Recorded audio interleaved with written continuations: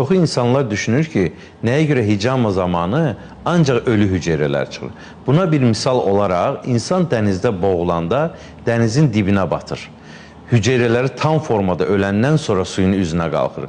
Bədəndəki hüceyrələrdə oksigen olmadığına görə kupanın içərisinə qalxır, diri hüceyrələr davam edir. Ümumiyyətlə, insan bədənində ölü hüceyrələr nədən əmələ gəlir? Soyuq dəymədən, əsəb, stres, həyəcan, qorxudan.